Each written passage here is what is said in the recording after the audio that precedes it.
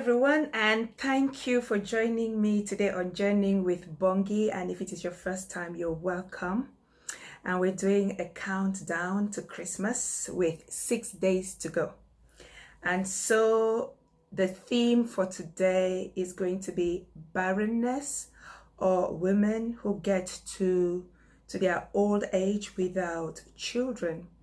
And so I'm going to start by just looking at two of today's readings.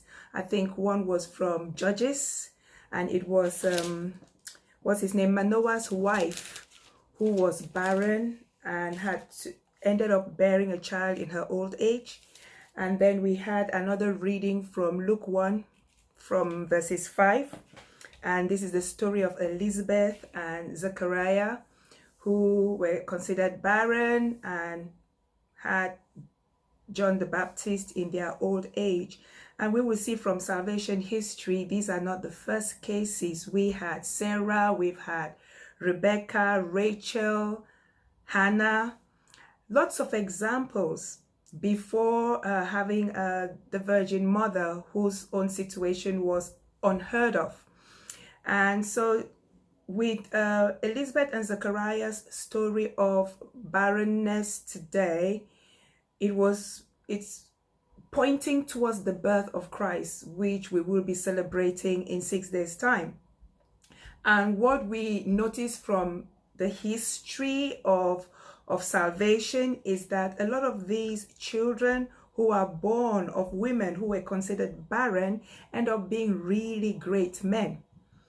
But moving on from there, I want to touch on barrenness and how difficult it can be sometimes when you are married, especially, and you've been married for a long time, and you want to have kids and the kids are not coming.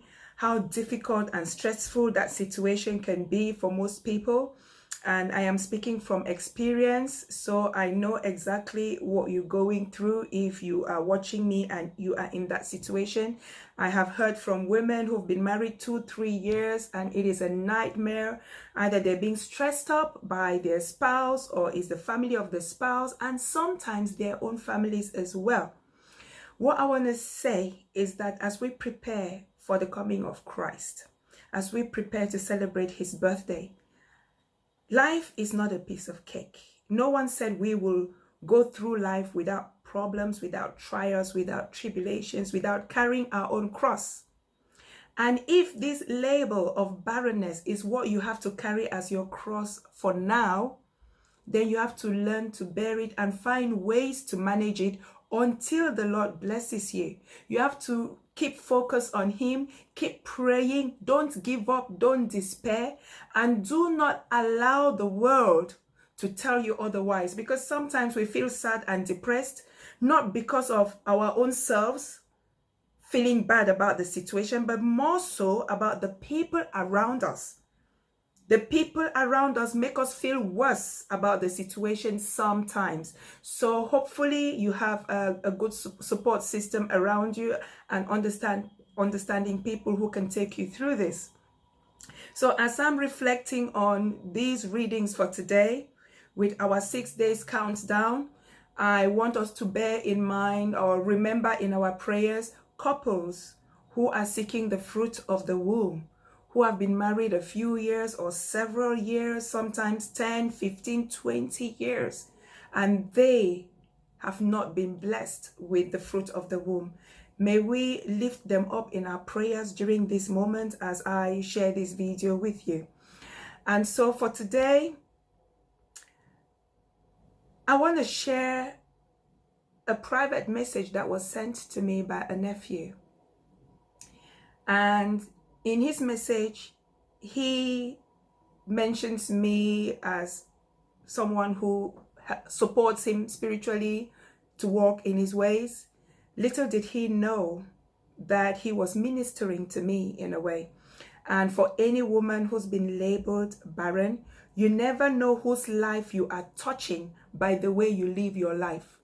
So if you find yourself in a difficult situation, the way you carry yourself and the way you respond to that situation can also change the way other people live their lives because they look at you. And I know that I'm a role model for many, my relatives, my nieces and nephews. And so it is still important that even though my marriage didn't work out, that I don't despair, that I don't behave awkwardly and stupidly, because they still look up to me. So let me just play this message, and I just want you to listen and take it as a prayer point, maybe for someone in your family as well. Hello, Auntie. How are you today? I hope you are fine. I'm fine by my side. I was reading the Bible, and I read one part where I was like thinking of you and the situations you are living or you lived, and it was like completely talking about you.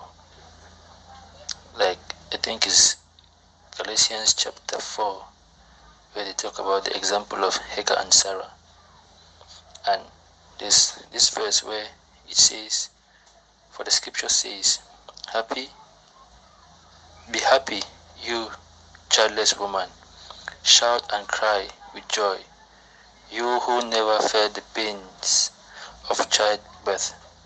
For the woman who was deserted will have more children than the woman whose husband never left her. I was so touched, and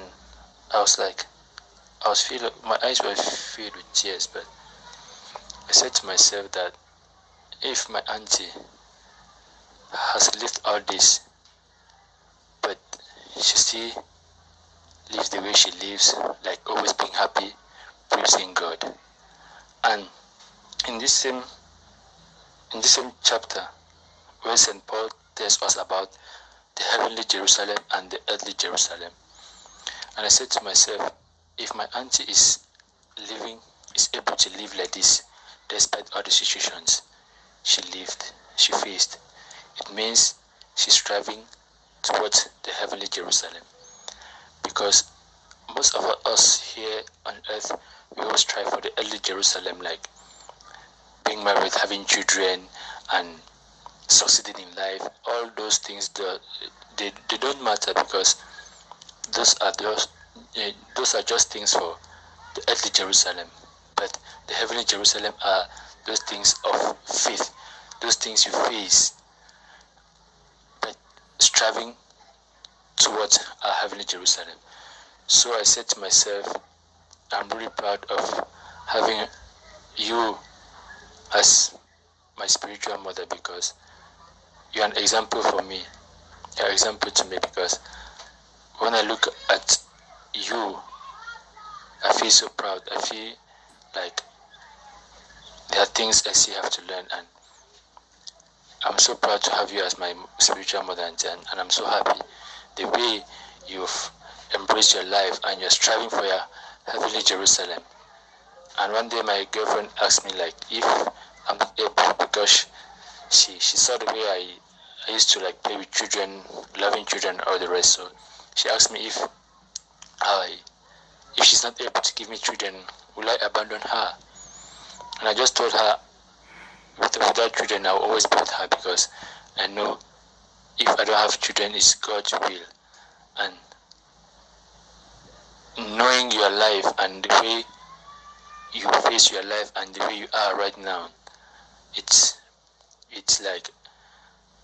like I know in life we have to bear our cross and follow Jesus. So each one of us, we have to bear our cross and not complaining, happily, like Jesus carried his cross without complaining. So I told her I will never abandon her no matter what happens. So because God has given me this wonderful woman in my life, always showing me the example, because despite everything I'm living here, I still always try to be as positive as possible. Just thinking about you, like the video of you advising us how to be happy and all the rest.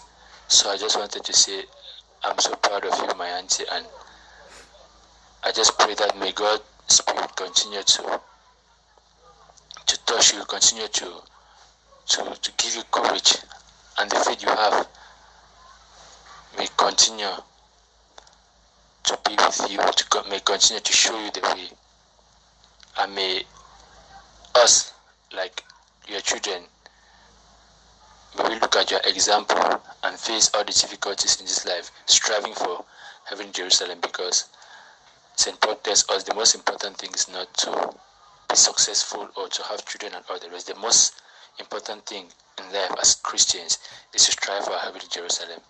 So I just wanted to share this with you and to say thank you for who you are, because you're an example for us. Okay, God bless you and stay blessed. Now, how does anyone respond to a message like that? My heart was beating just listening to him again. This is a message he sent to me months ago, early in the summer. And sometimes you want to be sad, sometimes you want to be depressed, sometimes you want to despair. But this season of Advent reminds us that there is hope and there is light at the end of the tunnel. Rejoice, you barren woman, or if you've been labeled barren before. Do not worry about the earthly things, about the labels you've been given. Do not worry. What matters to God is not so much the physical barrenness, but when we are barren spiritually. There are so many people who may have born children physically, but they are barren in so many aspects of their lives. They are barren of fruits of the Spirit. They are barren of mercy. They are barren of love. They are barren of forgiveness. They are barren of charity, and so on and so forth. And so I just want to thank Jude, who in a way has ministered to me, and to any other woman who is going through that kind of situation, delay in having kids in their life. May we pray for young men like him who are single and hoping to get into marriage, that the good Lord will strengthen them to be good men. And I am thankful that he has seen from his auntie's life that this can happen to anybody. When people behave in a certain way, they don't realize that it could be their sister, it could be their aunt in the same situation. At least with my nephew, I now know that if he sees a situation like that or finds himself in a situation like that, he will know how to deal with it better. And I want to say, sometimes there are some men, including the man I married, there are some men who may react in a certain way because they never had better role models to show them or teach them how to deal with these situations. And so when they arose, they reacted in a way that is common to the world, instead of reacting the way we would expect anyone to react, especially if they were Christ-like or Christian, you know. But we cannot blame anybody. We all make mistakes, we learn from them, and we move on. So I beg that on this day, now as we are on 6 days to Christmas, that whatever trouble we have, whether you are a barren woman, whether you are a couple that have been seeking fruit of the womb for years and years and years and you still don't have a child, whether you are a couple that are going through financial struggles, especially at this time of the COVID, we have so many families that are affected negatively by the sickness, some that are grieving. Many in the Western world are isolating right now, and times are difficult. But Christ is our hope. And so I just want to thank you for watching and to encourage you and say there's always light at the end of the tunnel.